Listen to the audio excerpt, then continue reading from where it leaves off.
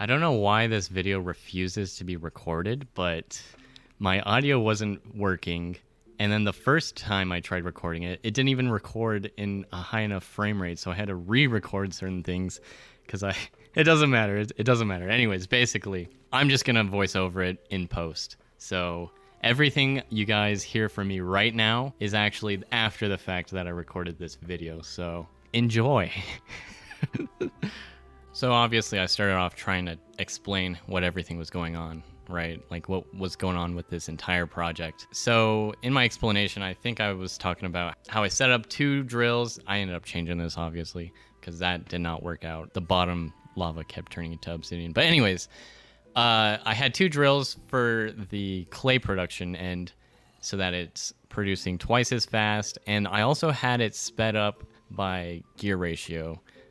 Just to be a little bit faster as well. Because I know that when I first built it, the clay production was pretty slow. But then I explained that, you know, it'll drop into the conveyor belt, it'll flow through the crushers, obviously. It'll turn to gravel, and then it'll turn to sand. 100% of the time, obviously. That's the whole point in me using the crushing wheel after the gravel. I could have gotten away with a millstone, but I like how it looks when there's big old wheels crushing things. Once it gets past the crushing wheels, it'll either come out as sand, flint, or clay, and the flint immediately gets dropped into lava. It is getting washed after the fact that it comes right out of the crushing wheel. That way it is, you know, turning to clay. Obviously I want clay out of this, I don't want sand. And then it gets put over onto the other conveyor belt, sent into the next melter so that it can then be smelted down into molten clay and poured over stone. I also show off that I had built another cobblestone generator that actually moves slow, or was planned. It is slower than the other cobblestone generators.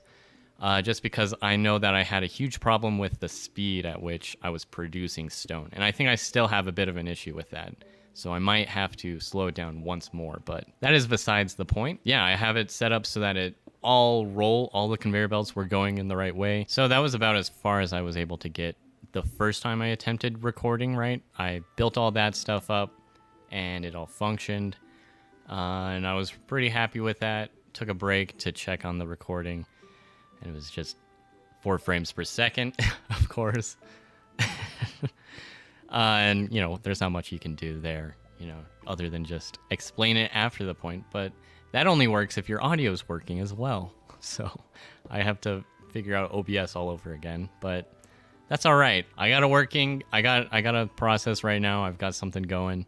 I'm just talking to you guys now. But I guess after that is when I started building the machine a bit more. So I might take a step back, let you guys watch that. I might even explain some other things during the process, but yeah, enjoy the quick little rapid fire editing or whatever I do. I don't know what I'm gonna do yet. So I quickly built a hideous way of powering the fan, and then I did that for the other fan, of course, too, but I didn't want to show all of that. That was really boring. But then I set up the basins for the azurine and veridium to go into, and I set up a little splitter, powered it, made sure that it's working, and then I set up the melters or whatever, powered them, and I pumped some water into the azurine section so that it can actually pour it onto the seared stone, and just took a step back to watch it for a second. And now I'm pumping lava into the tank just because, you know, I want the lava to go into the melter so that we can make veridium. And here I am just expanding on our lava farm because it was not big enough. I needed a lot more lava production. But here I am testing it out, and as you can tell, we're getting both azurine and veridium, which is pretty great. But I needed an extra pair of crushers so that we can crush that veridium and azurine down into the components that we wanted. I then tried to funnel off the copper and tin so that we can recycle it. I tested out the brass funnel, but I'm not going to use that. Obviously, it's kind of redundant. Yeah, that was kind of a really fast gathering of information, so hopefully I got it across. The reason that I wanted to recycle that raw copper and raw tin is so that we can crush it down even further and have a chance to duplicate it. Oh man, I honestly thought this video would have been longer after all of that, but I think because of the way I edited it down, I actually saved so much time on the video, which is unfortunate for me because I was hoping for a longer video this time, but that's okay. I've been struggling to even make this video for so long because last week there was a whole ordeal with my work, and then this week I've been struggling to get things done clearly with the recording and audio and everything. So I'll give myself a pass on that. Oh yeah, and I also died to the crushing wheels. I don't know if I caught that on camera, but if I did, there's the clip. Hope you enjoyed that. It was pretty funny. It's actually probably better that I had to record now because yesterday when I was recording, I had some crazy allergies going on, so my voice wasn't quite right, but now I'm feeling a lot better. I guess it helps that today I haven't really gone outside much. I'm just really thankful for all the support you guys have given me in the past and even the present. Thank you for liking or commenting or even subscribing.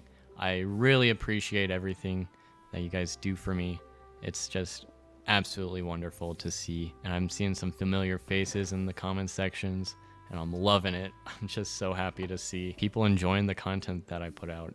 Or not, you know, I'm more than happy to house people who hate me. That is also fine, because it is kind of funny to see those comments where they're like, hey, you shouldn't be doing that. It's more so helpful than anything, so I really do appreciate that. Obviously, as you can tell, that's about all I have for you guys. My name has been Saurus Bliss. You can call me Saurus if you'd like. Some people wonder where that comes from. It's really simple. It's just mouse in French. I don't know. It's not even pronounced the way I'm pronouncing it. I think it's something like souris. But don't quote me on that. It kind of like, okay, it just unintentionally comes from my childhood where I played this game.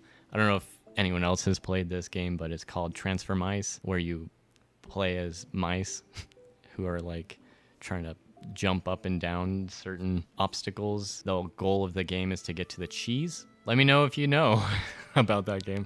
I think it'd be kind of fun to bond over that. But anyways, yeah, my name's Saurus. That's not the reason why it's Saurus, but that's a fun little coincidence. I didn't realize until a little later on in life. Bye.